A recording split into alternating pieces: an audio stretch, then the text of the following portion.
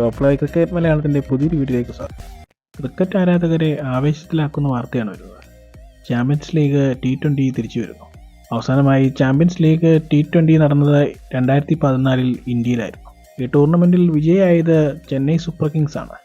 എന്നാൽ കഴിഞ്ഞ ദിവസം സിംഗപ്പൂരിൽ നടന്ന ICC വാർഷിക സമ്മേളനത്തിലെടുത്ത തീരുമാനമാണ് ചാമ്പ്യൻസ് ലീഗ് T20 പുനരാരംഭിക്കാനുള്ള തീരുമാനം.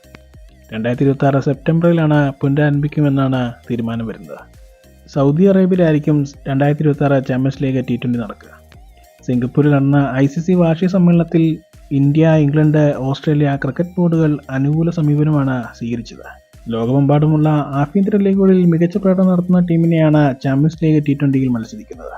കൂടാതെ IPL മത്സരങ്ങളും ടെസ്റ്റ്, ഏകദിനം, T20 മത്സരങ്ങൾ നടക്കുന്നതിനാൽ ഇതിനുള്ള സമയം കണ്ടെത്തേണ്ടിയിരിക്കുന്നു. ഇതിനുള്ള ഷെഡ്യൂൾ തയ്യാറാക്കുക എന്നത് വളരെ പ്രയാസമാണ്. കൂടാതെ മത്സരിക്കുന്ന ടീമുകളിൽ ഒരു പ്ലെയർ 2 ടീമിൽ കളിക്കുന്നുണ്ടെങ്കിൽ ഏത് ടീമിൽ കളിക്കുമോ എന്നുള്ളത് പ്രയാസമായ തീരുമാനമാണ്. ഒന്നിലധികം ടീമുകളിൽ കളിക്കുന്ന കളിക്കാർക്ക് ഇത് ബുദ്ധിമുട്ടാവും. എന്നാൽ ക്രിക്കറ്റ് ആരാധകർക്ക് ഇതൊരു മികച്ച തീരുമാനം കൂടിയാണ്. ഇത്തരം ക്രിക്കറ്റ് വാർത്തകൾക്കായി ഈ ചാനൽ സബ്സ്ക്രൈബ് ചെയ്യുക.